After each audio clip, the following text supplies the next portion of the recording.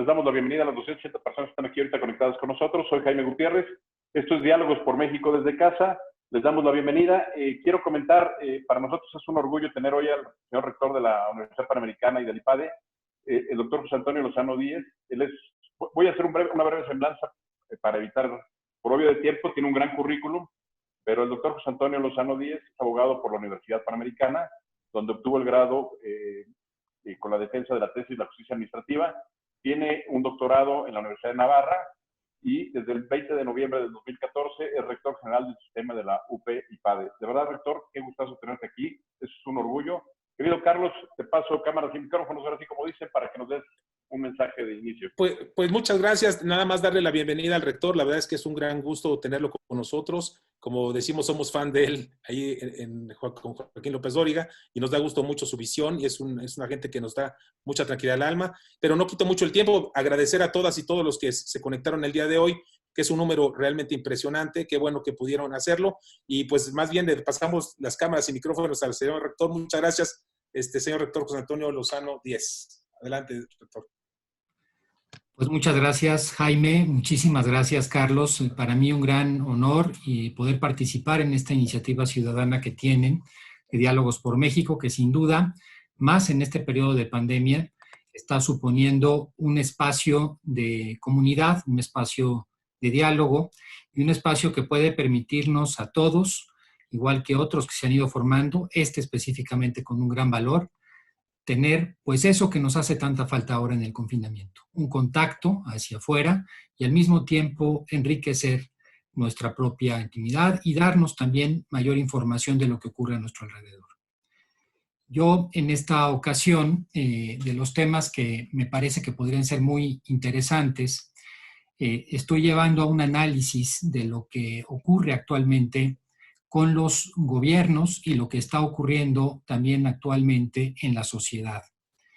Quisiera darles algunos elementos a todas las personas que nos están escuchando, algún análisis de lo que se viene discutiendo, los cambios profundos que están ocurriendo en el mundo y los cambios profundos que están ocurriendo tanto a nivel gubernamental como social. En esta ocasión me voy a referir a dos fenómenos que me parece que son los que tenemos sobre la mesa. Gobiernos en todo el mundo sujetos a un ámbito de perplejidad, en una gran mayoría. Solamente ante la pandemia algunos gobiernos han sabido reaccionar de forma más adecuada. Muchos de los gobiernos, la verdad de las cosas es que parece que la pandemia los tomó un poco, como se suele decir, en curva, un poco sin elementos de respuesta. Y por otro lado, lo que podríamos denominar la sociedad de los enemigos. Una sociedad en la cual los vínculos, que es lo más importante, es lo que le da fuerza a una sociedad, se han visto seriamente lesionados, el espacio público se ha visto seriamente lesionado precisamente por la situación de la sana distancia, por la situación del confinamiento. Vamos a pasar a dar una idea en la siguiente lámina de algunos signos de la actualidad que me parece que son interesantes de manera breve tomar en consideración para comprender el mundo en el que nos encontramos. Yo lo que quisiera con esto es dar un poquito más de visión a las personas que hoy nos acompañan de dónde estamos parados en el mundo, qué situación tenemos enfrente. Primero, una cosa que ha ocurrido en todo el mundo desde hace años, y esto es algo que se venía insistiendo desde finales de la década de los años 80 del siglo pasado, es que ha crecido mucho la complejidad, lo que se ha llamado la complejidad. Es un mundo muy difícil de entender un mundo difícil de comprender con H intermedio, un mundo difícil de entender por la enorme cantidad de factores que hay alrededor, la enorme cantidad de aspectos que se han venido sumando al desarrollo social, al devenir histórico. Pensemos simplemente que en el año 2008, hace 12 años, que fue cuando ganó su primera campaña presidencial Barack Obama en los Estados Unidos, no se tenía en ninguna literatura política la idea de las redes sociales como un elemento de las campañas políticas. Hoy no se puede tener una campaña política ni se puede aspirar a ganar una elección sin contar con las redes sociales.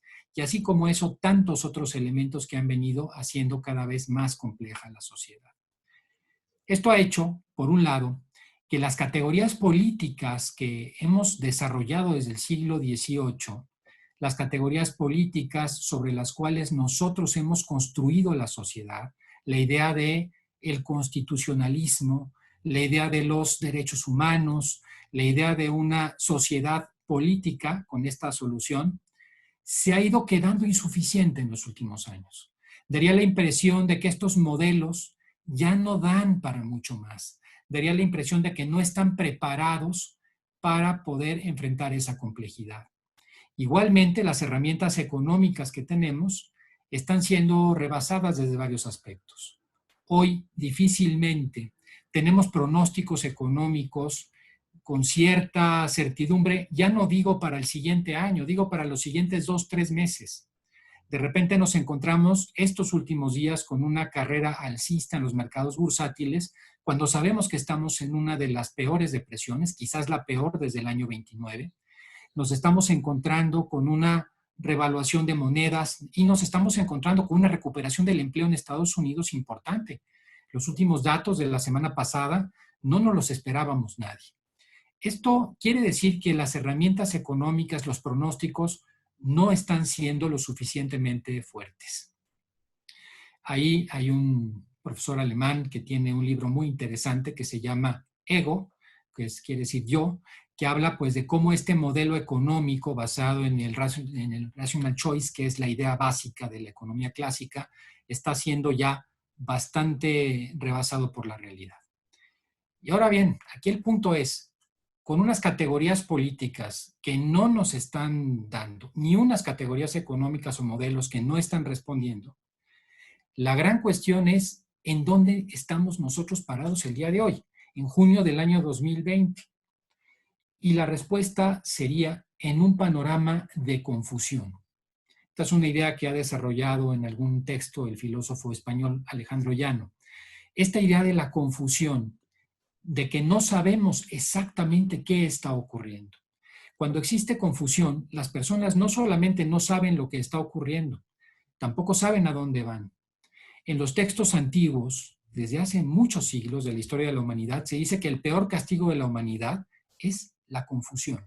Porque uno puede tener el peor problema encima, pero cuando tú sabes en un momento determinado que ese problema tiene una solución, que tiene un sentido que tú enfrentes ese problema adquiere otra dimensión en tu vida. Pero cuando estás confundido, la situación es de zozobra total. Y ese es el momento en el que nos encontramos. Para muchos autores, este momento le han denominado el momento VICA por sus siglas. Un momento de altísima volatilidad, porque las cosas que ocurren hace un par de horas, el hashtag, que era quizás el momento político de lo que estaba ocurriendo o social, ya dejó de serlo. Las cosas que nos importaban hace 24 horas, ya hoy dejaron de ser relevantes. Un momento de altísima y de incertidumbre. No sabemos hoy lo que va a pasar el día de mañana, ya no digo el próximo mes, el próximo año. El momento, como lo decíamos, de altísima complejidad. Y estos tres elementos, volatilidad, incertidumbre y complejidad, producen en la población, producen en la sociedad una ansiedad, que esa es la generalizada. Estamos viviendo un momento psíquico-social, un momento psicológico muy complicado. Este momento VICA es un momento inédito en la historia de la humanidad. No recordamos un momento en el cual hubiéramos vivido con condiciones como las actuales. Estábamos acostumbrados hasta hace algunos años que los cambios nos venían como por tendencias en el tiempo. Hoy nos vienen como irrupciones. Llegó la pandemia de repente y de un día para otro cambió la vida del mundo, los modos, cambió el espacio social. Esta situación, que es una situación desde luego inédita, también es una situación para la que quizás no estábamos tan preparados. Pues este momento VICA, que ya traíamos arrastrando hace algunos años, sobre todo desde el inicio de la década de los años 90 del siglo pasado, este momento VICA se ha exacerbado con la pandemia. La pandemia nos ha llevado a que este momento VICA ha llegado al momento, al máximo, vamos a decirlo de algún modo, y que requiere respuestas. Y esto ha hecho, por un lado, si pasamos la siguiente lámina, que tengamos gobiernos perplejos, gobiernos que no tienen herramientas de respuesta porque no las pueden tener, porque es muy difícil tenerlas, no por culpa de los gobiernos en sí, sino por la situación. Y por otro lado, sociedades que empiezan a ser muy afectadas por el tema de la pandemia. Yo quisiera, en ese sentido, dar en 3 minutos 2 esbozadas culturales históricas para intentar comprender un poco más el fenómeno actual, intentar comprender en dónde nos encontramos. Si lo que estamos diciendo es que los modelos políticos o la teoría política moderna, que los modelos económicos son insuficientes, también tenemos que ver de dónde vienen esos modelos políticos y económicos para comprender en dónde están algunas de sus limitaciones. Y eso solo nos lo da la historia.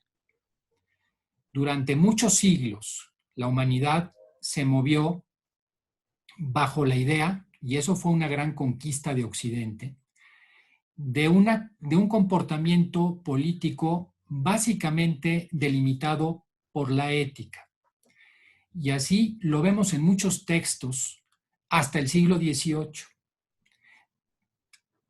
Esta idea de los textos políticos se representaban mucho hasta el siglo XVI en lo que se denominaban los espejos de los príncipes.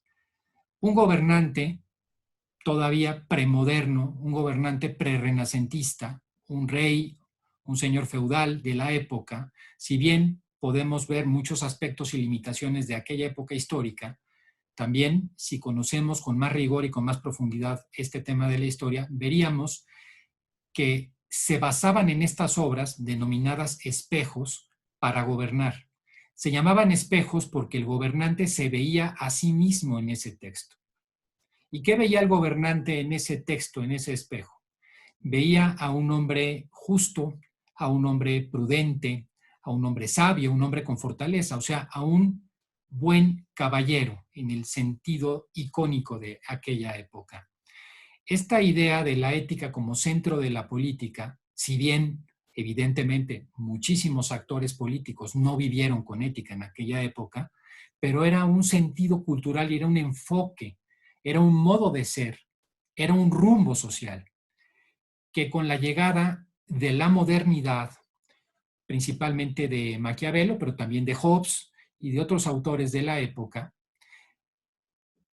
cambia para que ese modelo de las virtudes y de la ética cambie por una especie de facilidad, por una especie como de modo de llegar al poder, una habilidad para llegar al poder y mantenerte en él.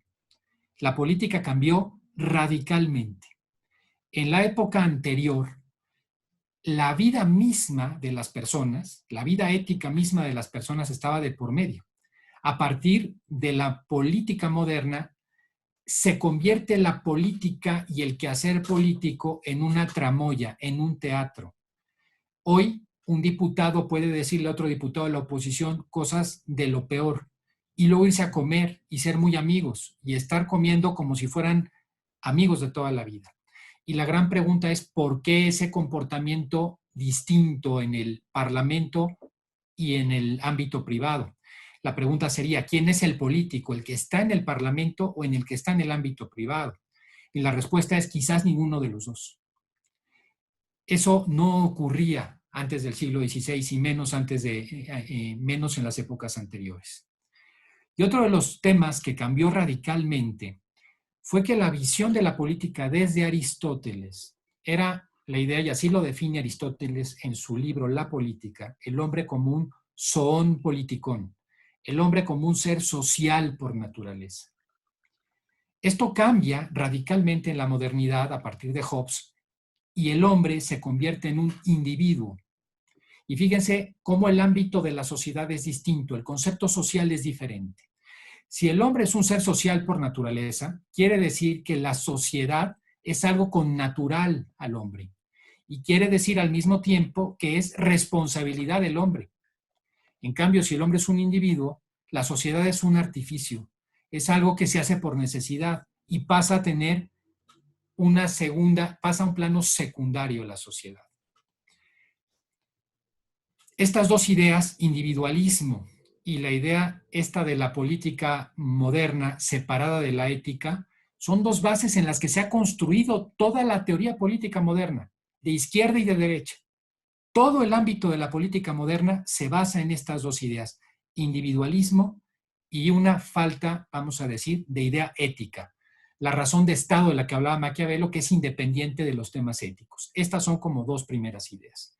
Y estas ideas fueron construyendo la teoría política, primero, desde el punto de vista de construir la política a partir de las ideologías, tanto de derecha como de izquierda, tanto libertarias como igualitarias, o más adelante dentro del pragmatismo.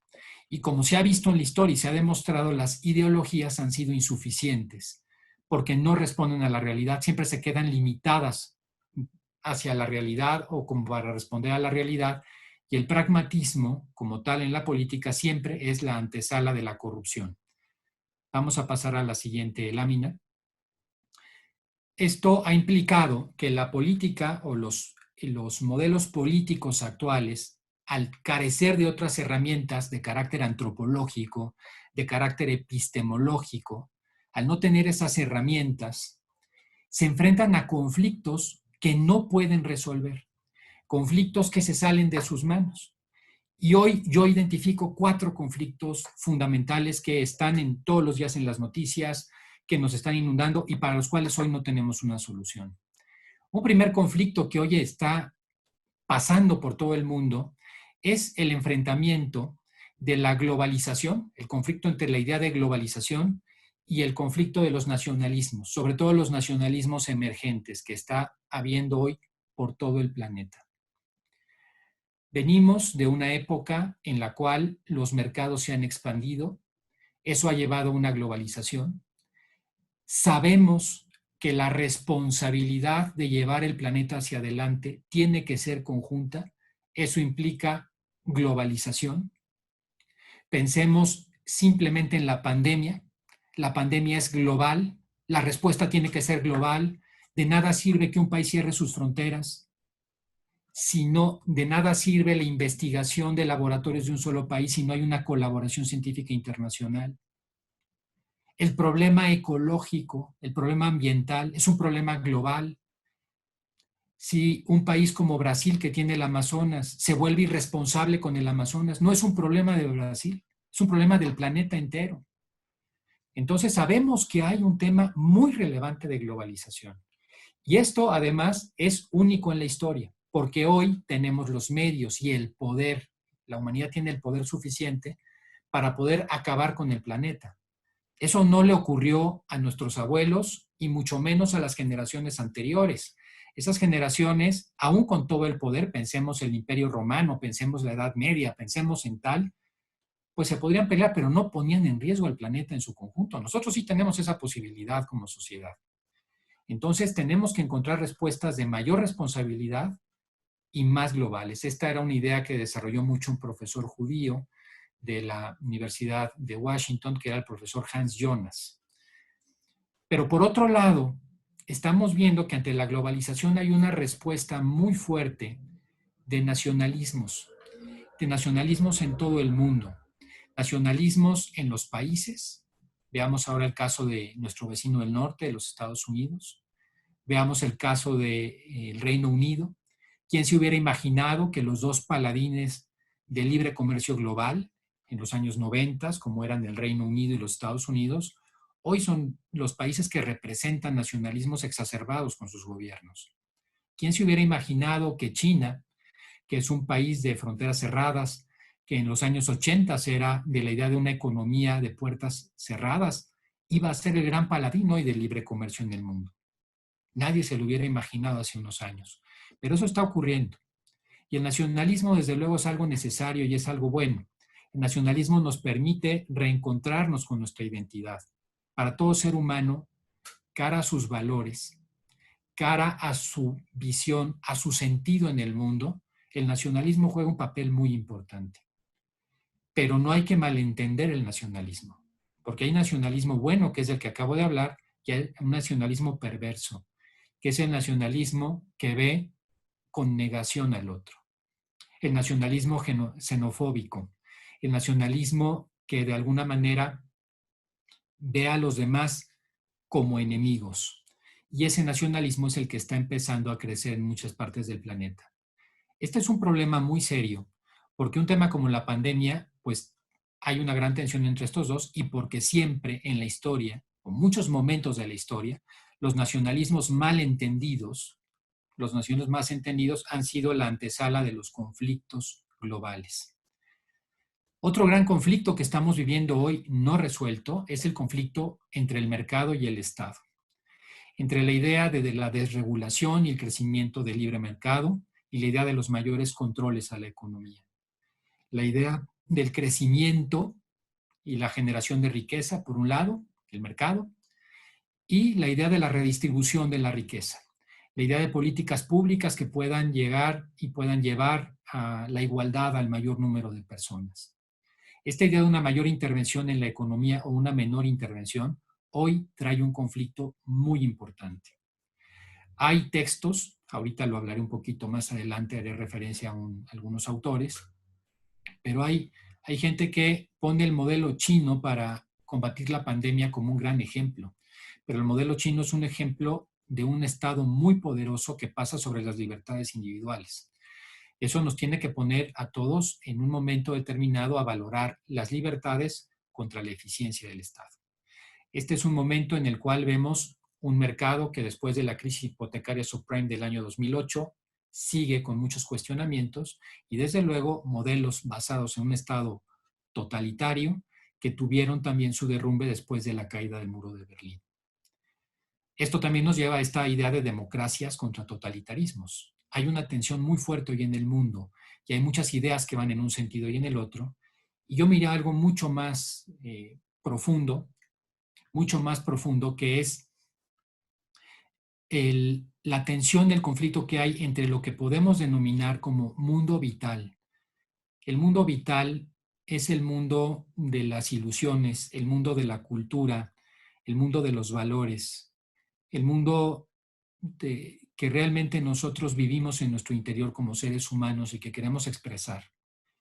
Y el mundo que está compuesto por la tecnoestructura. La tecnoestructura es, en las sociedades contemporáneas, la que está compuesta por tres elementos, que es el gobierno, que tiene el factor simbólico del poder, los empresarios del denominado planning system, que son los empresarios que tienen tal nivel económico, tal peso económico, que tienen decisión política y de rumbo social, y los que hoy podemos denominar como los tenedores, quienes tienen los datos que hoy son capaces de leer en la nube, pues el árbol de decisiones de cualquiera de nosotros, que sabe perfectamente dónde estamos, qué pensamos, cuáles son nuestras opiniones sobre un tema u otro y cuáles son nuestras preferencias. Quien tiene esos datos es capaz de manipular sin ningún problema desde una elección política hasta un consumo en cualquier mercado. Esta tecnoestructura que tiene poder, como decíamos, el gobierno, que tiene dinero o poder económico, los empresarios, y que tiene información, estos grandes tenedores de la información. Hay que recordar que cada vez que uno de nosotros saca una cuenta de correo electrónico o tiene una cuenta de WhatsApp, los datos no se pierden. Los datos se quedan en la nube aunque los borremos. Y esos datos, a través de algoritmos ya muy sofisticados, son capaces de leer perfectamente hacia dónde vamos y quiénes somos. Poder, dinero e información son intercambiables entre sí. Yo puedo intercambiar dinero por información, por poder y viceversa. Y el gran problema es que los verdaderos valores sociales no entran en esa ecuación. La ética no entra en esa ecuación. Los aspectos que tienen que ver con lo que hace felices a las personas o las hace seres humanos plenos no entran en esa ecuación.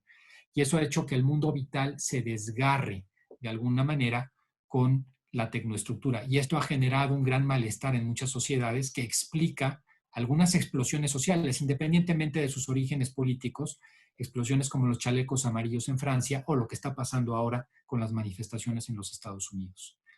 Vamos a pasar a la siguiente lámina. estos conflictos, ¿cómo resolverlos?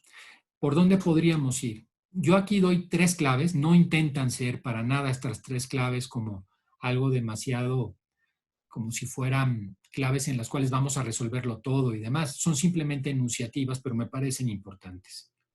Una primera clave es trabajar más en la ciudadanía. Hay que recordar que la democracia no es solamente la arena electoral, no es ir a votar. Ser demócrata es participar en el espacio público. Cada uno de nosotros se debe preguntar qué tanto participamos, por ejemplo, en la asociación de padres de la escuela de nuestros hijos, si es que los tenemos, o en la asociación de colonos. ¿Qué tanto estamos participando? Por ejemplo, ahora estamos en una iniciativa ciudadana aquí enfrente, en la que hoy estamos todos presentes. ¿Qué tanto participamos y tomamos lo público como propio? Esa respuesta, pues muchas veces va a encontrar que poca gente realmente participa. Somos muy buenos para exigir. Tenemos desde el siglo XVIII el discurso de los derechos, pero dejamos de lado el discurso de las obligaciones. De todo lo que hemos regulado en la Constitución, los derechos humanos, todos son derechos. Pensamos que tenemos derecho a todo, pero no nos damos cuenta que la sociedad que nos responde a esos derechos necesita de tu apoyo, necesita de ciudadanos solidarios que se metan con los demás, ciudadanos que realmente construyan, y en ese sentido la solidaridad. Otro de los temas que me parece fundamental es la recuperación de la ética, la recuperación del etos social, porque es imposible que salgamos de este callejón en el cual nos hemos metido sin reconstruir la ética social. Y la ética social hay que entenderla no como algunos la entienden, un simple legalismo. A ver, si la ética fuera solamente respetar la ley, que es muy poca cosa honestamente, yo les recordaría la frase de Bismarck.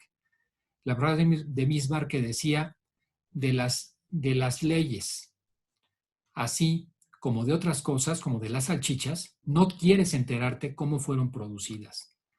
Las leyes es una parte muy pequeñita del tema ético. Otros ven la ética como un simple catálogo de prohibiciones, como si la ética, como si el modo adecuado de portarse fuera una especie de límite a la libertad. Una visión, la verdad, poco atractiva de la ética y muy limitada de la ética. La ética, la verdadera ética, al comportarse de manera adecuada, es la única manera en que las personas alcanzamos una vida lograda. Es la única manera en que las personas pueden ser plenos. Y eso habría que volverlo a entender. Es volver a restablecer la escala de valores sociales. Y esto tiene mucho que ver con la cultura, con un cambio de actitudes. El cambio social de fondo no va a venir por un cambio en los sistemas político-económico, sino en el cambio interno de los ciudadanos, en el cambio de cada uno de nosotros. Vamos a cambiar la lámina. Eso es con lo que respecta a los gobiernos. Hoy también yo quisiera cerrar con algunas reflexiones sobre qué está pasando en el ámbito social. ¿Qué nos está ocurriendo en la sociedad? La sociedad está de alguna manera sujeta en este momento a profundos golpes y a profundos cambios. Yo diría la primera idea que yo pondría por encima de todo es que es una sociedad que ha redescubierto su vulnerabilidad. Nos creíamos con toda la tecnología, creíamos que las enfermedades contagiosas prácticamente estaban desterradas, que el mundo ya era un mundo de enfermedades crónico-degenerativas. Pensábamos que este mundo del dominio que teníamos todos simplemente porque con un clic tenemos muchas posibilidades, estaba a nuestro lado y de repente nos amanecimos vulnerables, amanecimos con miedo, amanecimos con incertidumbre. Este descubrimiento de que somos vulnerables no es algo negativo, y esto yo quiero subrayarlo de manera importante. La vulnerabilidad no es negativa. La vulnerabilidad en sí es la cuna de nuestras emociones. Es la que nos permite entender lo que somos en el mundo. Ser vulnerable no es ser débil.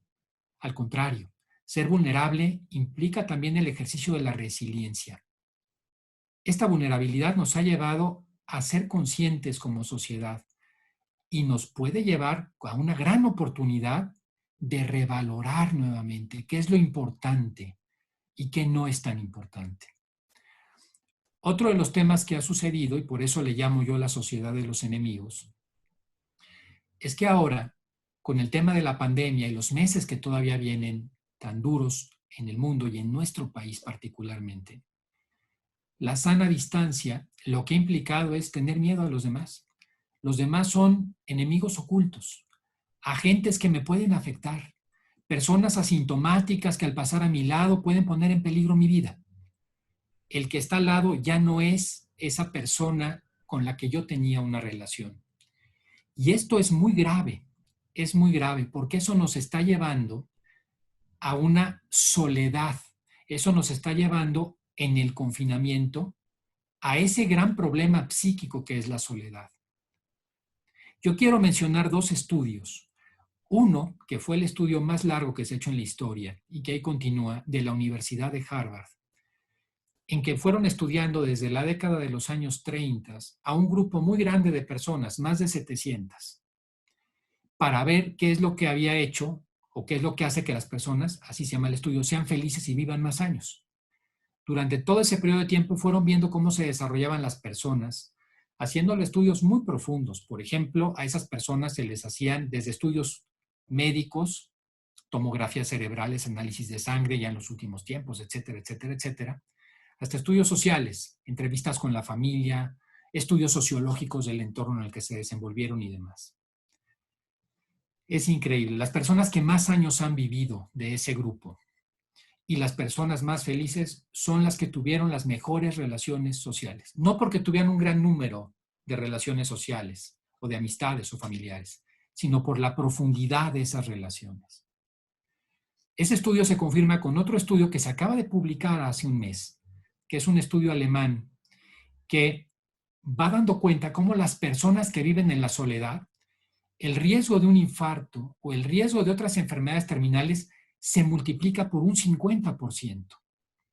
Eso quiere decir que nosotros necesitamos de vivir con relaciones profundas con los demás.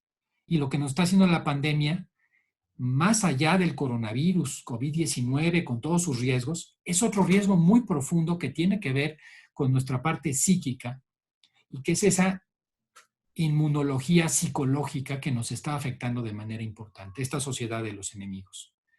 También estamos viendo con una enorme desconfianza el futuro. Estamos en una sociedad pesimista, muy pesimista. No se ve con claridad un futuro alentador.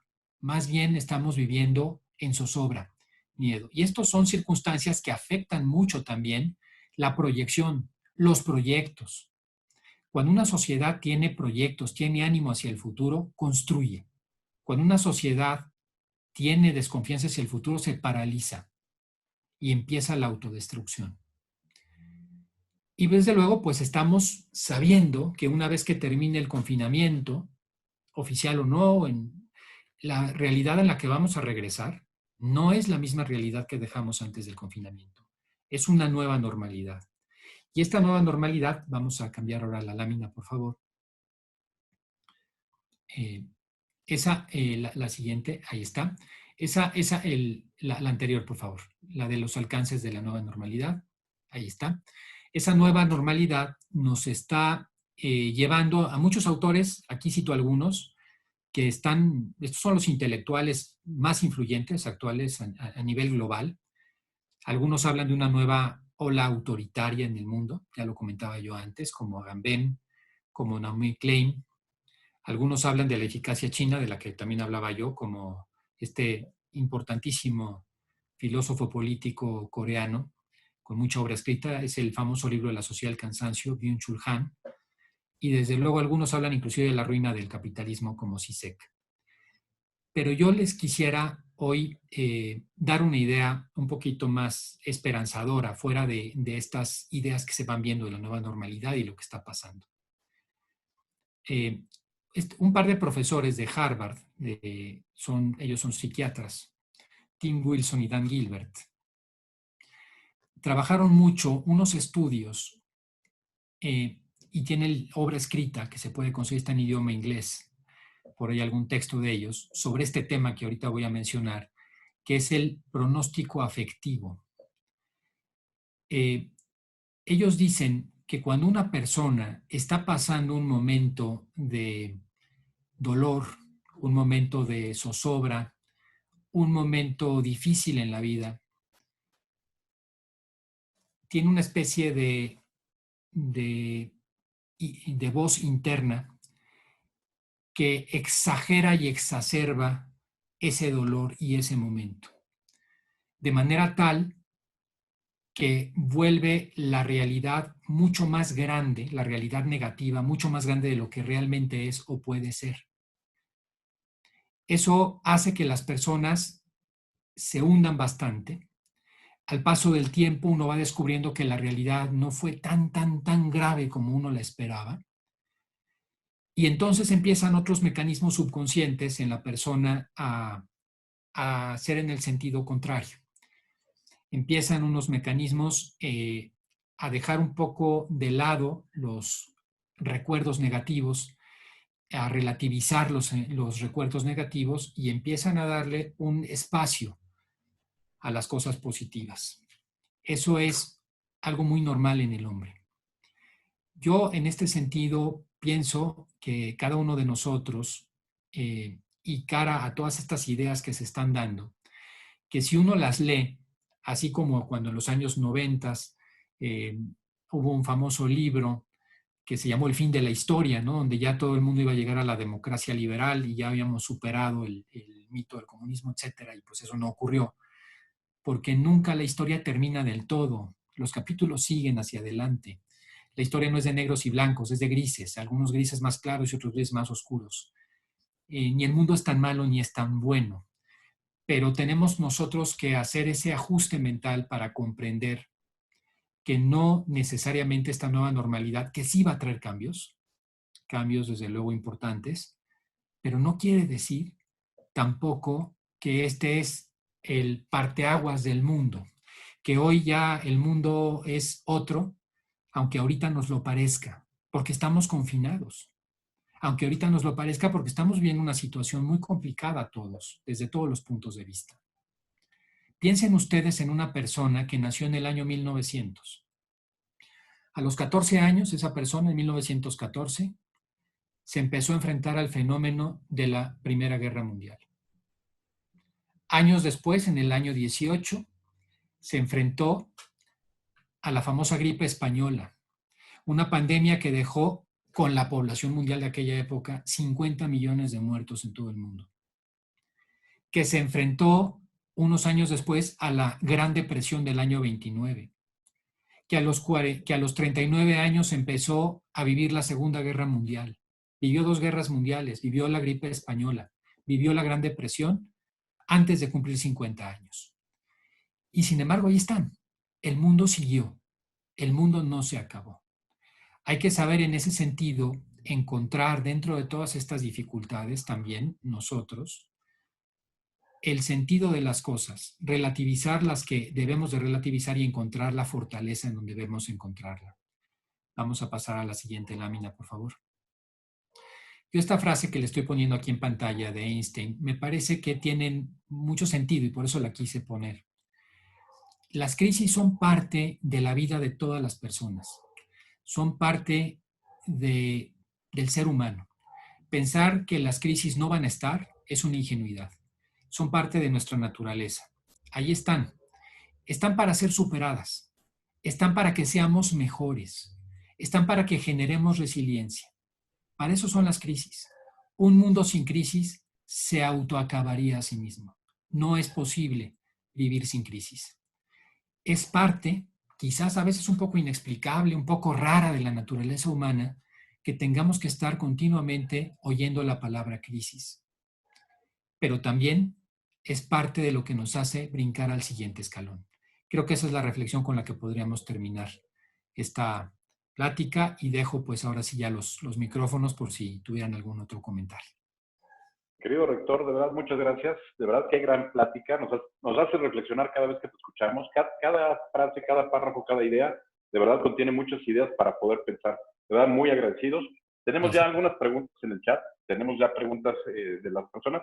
Le abriríamos el micrófono a Ileana López. Nada más pediríamos en brevedad el tiempo si pudieran acortar sus preguntas para que alcancen a preguntar más personas, ¿sí? Ileana, adelante, está prendido tu micrófono. ¿Me escuchas? Ok. Muchas gracias. Buenas noches a todos. Muchísimas gracias por la plática, señor rector. Yo soy especialista en el tema de responsabilidad social y mi pregunta es, ¿cómo ve que va a cambiar el apoyo de la iniciativa privada hacia el tercer sector y cómo ve que va a cambiar el tercer sector en México en esta nueva normalidad? Muy buena pregunta, Eliana. Yo pienso que va a tener cambios importantes porque hoy hay una conciencia clara de necesidad. Y esto lo vamos a ver más los próximos meses. Yo veo, ya lo estamos viendo ahora, pero vamos a ver una mayor conciencia social. Pero por otro lado, Liliana, también corremos el riesgo de que esa conciencia social no termine de prender. Que si no aprovechamos la crisis para tener un cambio de fondo como sociedad, volvamos al capítulo anterior desde ese punto de vista. Y ese realmente es el peligro que tenemos. Que esto sea una crisis más, una situación que en un par de años nos recuperamos económicamente y volvemos a voltear en otra dirección. Yo creo que aquí tenemos que aprovechar la oportunidad para que esto realmente se convierta en un cambio de fondo. De momento, temporalmente lo va a hacer. Ojalá y sea de manera permanente. Muchas gracias, rector. Tenemos a Rafael Piña ahora para la siguiente pregunta. Rafael, adelante. Gracias. Muchas gracias. Buenas tardes, señor rector. Mi reconocimiento y admiración para usted y esta gran institución que es la Universidad Panamericana. Y saludo a todos los asistentes. Soy Rafael Piña, de la ciudad de Querétaro, y soy periodista, ya con más de 21 años de andar en las trincheras. Señor rector, hablo de la ciudadanía. Existe la sensación en los ciudadanos de preocupación por el tema de salud, pero también por tener esa sensación de ser un gobierno federal, hablo del gobierno federal improvisado, no precavido, no prevenido, y bueno, pues también que etiqueta sociedades, y eso también quiero saber su opinión, porque además de etiqueta sociedades a través de calificativos que polariza y no da certidumbre, señor rector. Quisiera saber su valiosa opinión, si es tan amable, rector. Muchas gracias. Gracias. Sí, con mucho gusto. Rafael, yo lo que comentaba al principio es que es muy difícil que hoy un gobierno en el mundo tenga respuesta para esta situación. Yo le diría inclusive que si no hay una conciencia de que lo público es de todos, y me refiero con esto a lo público en el sentido más allá de lo que es el gobierno. Muchas veces nosotros cuando pensamos en lo público, pensamos estrictamente en lo gubernamental y no es así. Lo voy a explicar con un ejemplo y de ahí termino de intentar contestar su pregunta. La Universidad de Oxford en el Reino Unido es una universidad pública y si uno preguntara, bueno, entonces es como sucede aquí en México, en América Latina, una universidad propiedad, digamos, una entidad paraestatal del gobierno federal o local, pues la respuesta es que no. De la corona inglesa tampoco lo es. Entonces quiere decir que es de propietarios privados, como pasa en México, tampoco. Es de la comunidad, es una universidad verdaderamente pública, porque claro, con su origen medieval, es el siglo XIII, esa universidad, pues es la consecuencia de una serie de comunidades que fueron los colleges, que fueron formando después la Universidad de Oxford. Yo con esto lo que quiero decir es lo que requerimos crear en todos lados, y lo digo gobierno y ciudadanos, es dos cosas fundamentales. Entender que la responsabilidad de lo público es de todos y en eso se requiere unidad. En cualquier sociedad se requiere unidad. Y lo segundo es un planteamiento de rumbo aceptado por todos. Entonces yo lo que le diría es, la única manera de salir adelante es ahogando las cosas que nos puedan parecer malas en abundancia de cosas buenas, en abundancia de bien, intentando comprender que todos en esta sociedad requieren de alguna manera de esa salida y entendiendo más allá de la coyuntura actual el trasfondo de esto. México es un país que hoy más que nunca requiere de unidad y rumbo. Y esa unidad y rumbo, pues hoy, no es de hoy el tema, necesita ser resuelta cada vez de manera más urgente. Entonces es lo que yo le podría contestar a esa pregunta. Perfecto, rector. Muchas gracias. Me preguntan antes de pasar a la siguiente pregunta, si el libro del Lego, el profesor alemán al que te refieres, es el de Ryan Holiday o cuál sería el libro que No, te es el referías. alemán que puse en la lámina. Para que puedan ver el apellido, si Sergio me ayuda, en la segunda o tercera lámina viene. Ok, si quieres en lo que la busca Sergio, pasamos, tenemos a Luis Sánchez en la pregunta. Luis, ¿me escuchas? Sí, sí, ¿qué tal? Perfecto, Luis, adelante. Primero que nada, pues gracias al señor rector. Quiero decir que me encantó la plática, la exposición. Muchos temas actuales, tan complejos, voy a decir, que bueno, apenas con tanto conocimiento del rector creo que se pueden exponer en tan breve tiempo, ¿no? Las láminas me gustaron muchísimo, todo el tema de los conflictos, etcétera.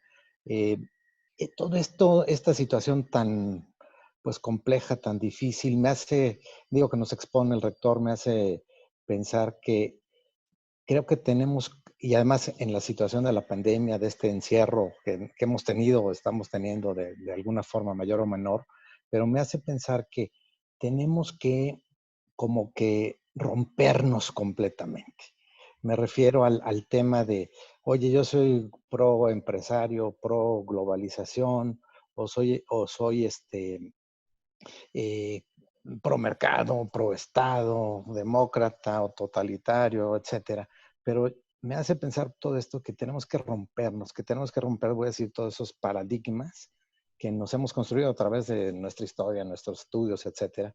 Pero de tal manera que romper nuestra limitación de si soy empresario, como ya dice, o soy totalitario, o soy de lo que sea. Tenemos que rompernos y volver, creo yo, como a confiar en nosotros mismos, en nuestro interior, en nuestra capacidad, volver a estos temas que decía bien el rector, en la ética, en el humanismo, pero quizás no un humanismo, yo no iría a un humanismo como externo, sino partir de nosotros mismos, no quiero sonar romántico, pero del amor, de la unidad, de cómo aporto algo a este mundo. Y también en ese sentido de la confianza, porque si no tenemos confianza, esto va a acabar pasando. Pasó la pandemia como de la fiebre española que citó el rector, como muchas otras. Entonces, va a pasar, pero creo que con las situaciones tan graves como mencionó el rector que estamos viviendo, hay una gran oportunidad de reconstruir el modelo, que no hay, como bien lo señaló, pero creo que el modelo nos llama, rompe esto, rompe, cuando menos a mí me llamó esa reflexión de sus palabras, rompe esto, rompe los extremos, encuéntrate a ti, encuentra tu confianza, encuentra tu amor y empecemos a construir a partir de ahí. Entonces, pues mi pregunta va en ese sentido, rector. Y como ya voy a acabar, aprovecho también para comentar y agradecerle a Jaime y a Carlos este espacio, pero mi pregunta va, ¿cuál es su opinión? Yo sé que no hay un modelo hoy construido, no hay un libro que muestre esto, pero ¿qué opina de esto? Podemos reconstruirnos quizás así, que esto fuera una salida, voy a decir, de esta pandemia, que salgamos mejorados en este sentido. Sí, sin duda, sin duda. Y creo que lo que está comentando tiene un gran trasfondo. Efectivamente, las categorías con las que contamos el día de hoy, esas categorías más de izquierda, de derecha, de Estado, mercado, como decía, son insuficientes. Tenemos que reencontrar categorías que vuelvan a resaltar al hombre. Hay algunas salidas que se han venido ensayando por algunos autores que son muy interesantes. Yo le voy a dar dos recomendaciones. Una es lo que el filósofo Alejandro Llano ha desarrollado bastante bien en un libro que escribe a finales de los años 90 del siglo pasado y que se ha vuelto a editar, se le han metido algunas actualizaciones, que se llama El humanismo cívico. Él dice, tenemos que reencontrar al hombre, efectivamente, para poder superar este enfrentamiento entre Estado y mercado, entre derecha e izquierda, ¿no? Esta idea por ahí va. Y otra de los que han estado encontrando respuestas muy interesantes es un profesor judío italiano que vive en Washington, de nombre Amitai Etzioni, que ha, junto con otros autores, impulsado mucho una idea que se llama el comunitarismo, como la idea de que haciendo comunidad se puede superar esta idea. Entonces son ya primeras aproximaciones que intentan superar, todavía falta mucho por desarrollar, por supuesto, esta situación que usted me dice, pero sí, es volver al hombre. Solamente vamos a poder cambiar al mundo volviendo al interior, volviendo al hombre. No van a cambiar al mundo las respuestas sistémicas, ni el cambio de leyes, ni el cambio de modelo. Solamente cambiando el hombre en su ser íntimo, cambiando nuestro paradigma del mundo, qué es lo que nos debe de hacer felices, en dónde está nuestro éxito, etcétera, es donde podemos cambiar las cosas. Las demás salidas no son ciertas, son salidas que se van a quedar siempre limitadas. Entonces coincido mucho con su punto. Y aprovecho, Sergio, es la segunda lámina donde está el nombre de Alejandro Llano y todo, también donde está el autor alemán, porque es un apellido difícil de deletrear, por eso se los quiero poner ahí. Está por ahí, por la pregunta que me habían hecho. Es ahí donde está el punto 3, exacto. Ahí lo pueden ver. En el punto 3, donde dice insuficiencia de herramientas económicas, ese es el autor del libro Ego. Franz Schirmacher. Perfecto, Franz Schirmacher. Ya lo tienen por ahí. Gracias, querido rector. Tenemos por ahí, y les pediría otra vez brevedad para el tiempo. Queda poco tiempo. Por favor, si acortan la pregunta. Vamos, Juan Manuel Rodríguez Vanegas. Qué gustazo. Hace tiempo que no te veía, Juan Manuel. Qué gusto que esto nos una. Un gusto, te agradezco mucho, Jaime, y gracias al rector. No quiero aunar, mejor prefiero que alguien haga alguna pregunta y si hay tiempo, posteriormente les doy mi punto de vista. Perfecto, Juan Manuel. Entonces, Jaime González, tienes abierto por ahí tu micrófono. Y que te mejores, tocayo, porque creo que por ahí te operaron.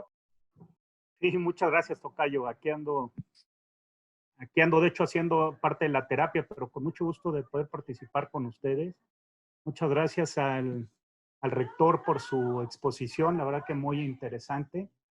Tengo yo una pregunta primero para hacerle, a ver si está de acuerdo, rector, en que la sociedad mexicana es una sociedad muy apática.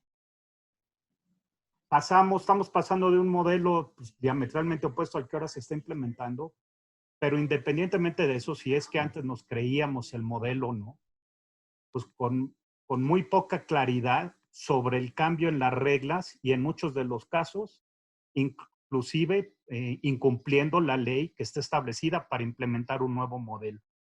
Y al parecer no pasa nada. Comentaba el rector que pues esperemos que esta crisis, y así termina su exposición, pues sirva para pues, cambios importantes. Si está de acuerdo, rector, con lo que señalaba, que somos una sociedad apática, es que esta crisis nos sirva hacia adelante para ser una sociedad más participativa y que se envuelva más en los temas públicos, como bien señalabas, porque no puede ser que muchas de las cosas que están sucediendo hoy pareciera ser que están validados por la sociedad porque no estamos, pues, sociedad unidos y poniendo un frente común pues, enfrente de las diferentes cosas que están sucediendo. Muchas gracias. Y gracias a Carlos y a Jaime por la oportunidad de participar con ustedes. Jaime, pues muchas gracias de conocerte por aquí. Y bueno, pues sabiendo por lo que escucho que te acaban de operar, te deseo la mejor de las recuperaciones.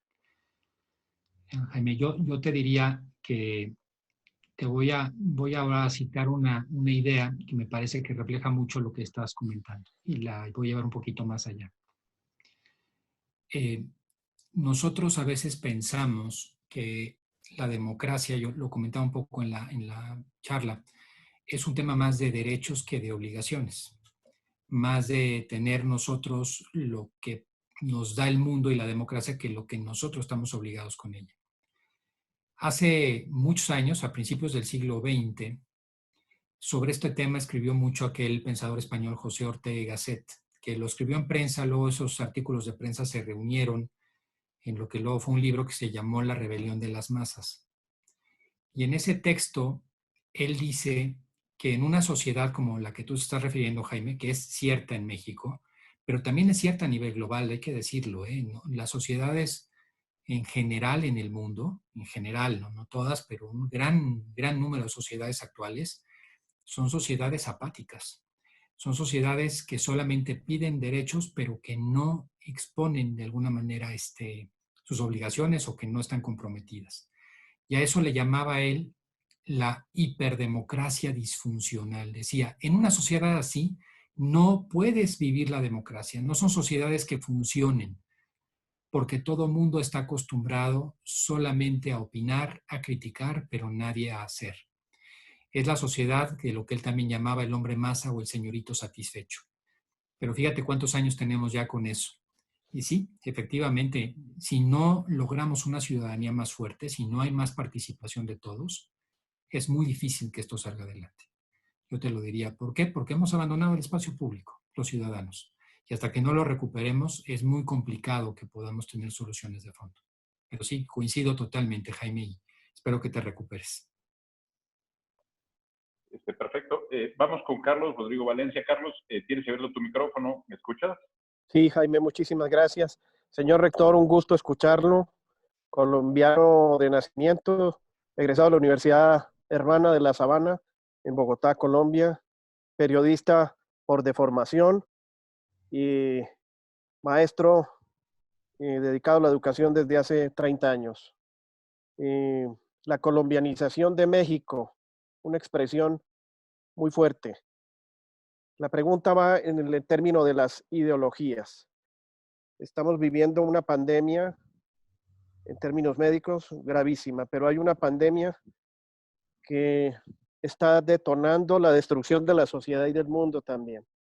Y es las ideologías, extendidas de una manera increíble. Papel de la universidad, papel de nuestras universidades en cómo enfrentar esta pandemia de las ideologías. La respuesta rápida a eso, que es interesantísima la pregunta, Carlos, y me da mucho gusto. Yo además La Sabana es una que quiero mucho y a la que suelo ir a veces, o sea que me da gusto escucharte. Lo diría de una manera muy rápida y muy simple. La búsqueda de la verdad. Esa es, se oye rápido, se oye como algo quizás muy... No, pero yo lo diría, el mundo pasó de lo que se llamó el paradigma de la verdad, esto lo dice mucho Alasdair MacIntyre, al paradigma de la certeza. Pasamos, en vez de preocuparnos por la verdad, preocuparnos por la realidad, nos preocupamos por nosotros construir la realidad desde un escritorio, y eso son las ideologías. Las ideologías muchas veces por eso no conectan con la realidad. Es un modo dogmático de ver el mundo y es un modo que siempre termina en fracaso, cualquiera que sea el signo de la ideología. Las ideologías pensamos que se nos habían agotado ya a finales del siglo XX y vuelven a resurgir. Esas ideologías, yo creo que hoy más que nunca tenemos nosotros que darles al virus de la ideología, hay que darle el remedio y la vacuna de la verdad. Esa sería la respuesta que yo daría. De la realidad, porque siempre se separan de la realidad. Es una visión del mundo propia y distinta de lo que ocurre alrededor. Tenemos una pregunta en el chat, señor rector, que dice, Paul Garnica, dice que te ha escuchado en varias pláticas hablar sobre en busca de la felicidad, pero sin embargo, que es difícil precisar ese principio de realidad. La pregunta que él hace es, ¿cómo hacer o cómo centrarte en ese principio de realidad cuando la realidad es compleja y difícil? Bueno, es una muy buena pregunta. Yo creo que la realidad, inclusive las realidades más complejas y más difíciles que puede tener el hombre alrededor, son realidades exógenas, externas al hombre, que nos implican, que nos afectan, que nos molestan. Pero hay una última libertad y hay un último punto en el interior de nosotros que nos permite encontrar, aún en esas condiciones, el sentido de las cosas. Yo creo que esto amerita toda una conversación. Es una pregunta muy profunda, muy importante la que está haciendo. Es difícil responderla solo de bote pronto, pero yo diría, existe un mundo interior en todos nosotros y ese mundo interior muchas veces lo tenemos abandonado, lo tenemos vacío. Y por eso dependemos demasiado de lo externo para poder alcanzar un estado de plenitud como seres humanos. Tenemos que empezar a enriquecer nuestro interior y creo que esa sería parte de la respuesta. Pero desde luego esto requiere un análisis mucho más de fondo y en otra ocasión meternos más a fondo a este punto que acabo de mencionar. Sí, claro, da para mucho. Y con estas pláticas que están haciendo, dice Mario Suraguara, dice, obvio es más tardado recuperarse cuanto más larga es la crisis. Pero ¿cuál será el daño y qué hacer para brincarlo en la parte individual y en lo colectivo? Cuando de forma simultánea hay tantas crisis, va muy ligada con la anterior. Hoy tenemos la sanitaria, la económica, la política, la social, la ambiental, de credibilidad, de creencias en el mundo y particularmente en México. Es muy parecida a la pregunta a la anterior. Sí, bueno, hoy... sí, Jaime. Hoy estas preguntas que van enlazadas, a ver, las crisis no solamente son varias, sino son de una enorme profundidad. La crisis que estamos viviendo a nivel sanitario y la crisis económica, pues no se recuerda desde hace 70, 80 años. Entonces, sí recuperarse va a llevar mucho tiempo. Entonces, ¿en dónde está la clave para poder salir mejor y más fortalecido de las crisis? En exigirnos más a nosotros, en cambiar nuestra rutina, en empezar a encontrar nuevas soluciones para los problemas, en comprender que esa crisis que está ahí requiere nuevas soluciones, nueva creatividad. Hay que pensar, por ejemplo, los momentos en que el hombre ha avanzado más tecnológicamente, son los periodos de guerra, por ejemplo, ¿no? Hay que pensar cuando hemos tenido los mejores momentos de la economía, como fue, por ejemplo, la década que recorrió los años 50 del siglo pasado hacia los 60, los crecimientos económicos del mundo en los mayores promedios de la historia, con monedas estables, con muchísima igualdad. Ese momento, que todavía falta estudiarlo más históricamente, pues fue el momento posterior a un terrible conflicto bélico, la Segunda Guerra Mundial. Entonces yo creo que hay que ver que hay esperanza en el hombre. Yo diría, tenemos que encontrar esa esperanza y tenemos que encontrar dentro de la esperanza esas soluciones para la crisis. No va a ser fácil, no es sencillo, hay dolor, no hay que ser ingenuos, va a llevar tiempo, pero de que es posible, por supuesto, no hay que perder nunca la esperanza. Ya estamos prácticamente en el límite del tiempo. Le pediríamos a Felipe Ruiz si pudiera ya hacer la pregunta y breve, por favor, por el tiempo, por el respeto al tiempo del rector y el tiempo de todos nosotros. Más que nada, muchas gracias, señor rector, por la excelente conferencia que nos ha presentado. Mi pregunta es muy sencilla, o más bien, yo quisiera conocer su opinión. Esta es la oportunidad, efectivamente, para desarrollar una sociedad que sea más humana, pero las sociedades humanas tienen que estar radicadas en las personas. Y cuando hablamos de las personas, tenemos que hablar de principios y tenemos que hablar de valores. ¿Cuál es el papel de nosotros como sociedad o de las universidades en particular para desarrollar esos valores que tanto requerimos el día de hoy? Bueno, pues es absoluto.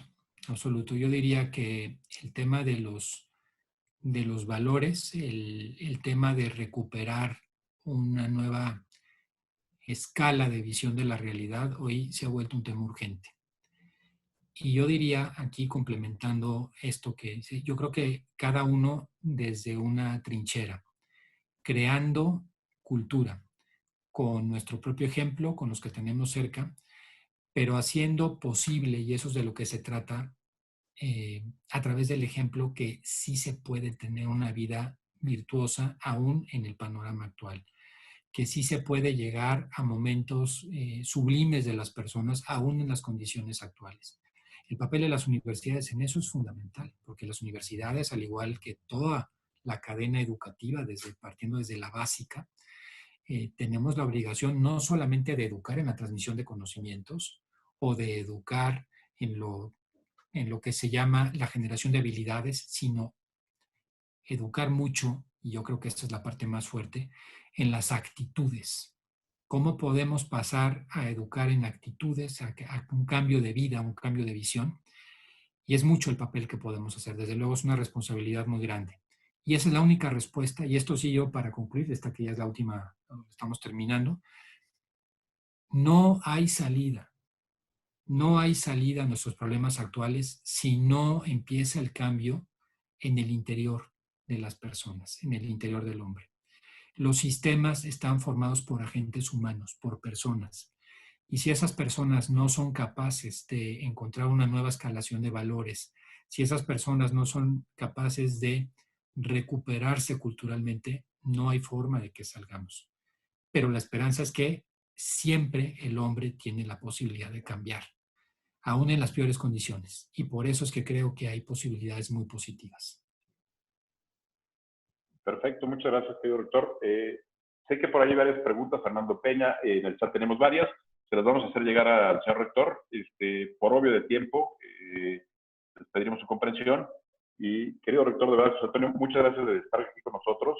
No sé si quisieras darnos un último mensaje antes de pasarle la palabra a Carlos Sandoval para que cierre ya la plática, pero de verdad, de mi parte, un gusto tenerte aquí, de verdad, no sabes qué gusto es, qué gozo escucharte, de verdad. Muchas gracias, Jaime. Pues mira, yo cerrar con este mensaje en el que estábamos, cada uno de los que ha estado hoy con nosotros, creo que es un buen momento para que nos preguntemos qué tanto nosotros estamos encontrándole un sentido a este tema de la pandemia, a esta crisis por la que estamos pasando. Cada uno de nosotros, cada quien pregúnteselo para sí mismo, ¿qué puede encontrar de lecciones? ¿Qué puede hacer primero para ser una mejor persona? ¿Qué puede hacer para cambiar interiormente, para ser más pleno?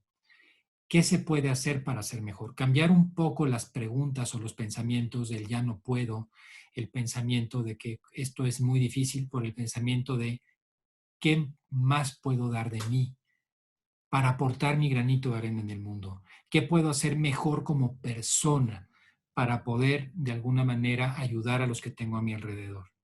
Y vamos a encontrar ahí un sentido de las cosas. Yo cerraría con esta anécdota que es darle sentido. En el momento en que le damos sentido a lo que estamos viendo y viviendo, cuando nos abrimos a los demás, cuando resolvemos nuestro interior para luego abrirnos a los demás, vamos a encontrar que todo este problema político y económico empieza a tener una solución. Pues yo con esto terminaría y les agradezco mucho, Jaime, a Carlos, a todos los que han estado aquí. Primero por la generosa invitación que han hecho. Me siento muy honrado de poder estar con ustedes, con todo este público, que para mí es un gusto enorme poder referirme a ellos y mandarles pues un saludo muy afectuoso y bueno, pues agradecer. Muchas gracias, rector. Como te comentamos cuando platicamos en un inicio, hay muchos profesionistas universitarios y hoy me llama mucho la atención porque la comunidad de la UP estuvo muy presente también aquí. Entonces, varios amigos de la UP, de la UP y del IPADE. Entonces, muchas gracias a todos ellos. Y varios me están aquí en el chat pidiendo que te diga que esta plática merita una segunda oportunidad de continuación, de seguir escuchando. Entonces, bueno, transmito el mensaje de que si tú nos das chance en unas semanas más, poderte invitar otra vez a una plática de reflexión, encantados de hacerlo. Con mucho gusto, Jaime, encantado.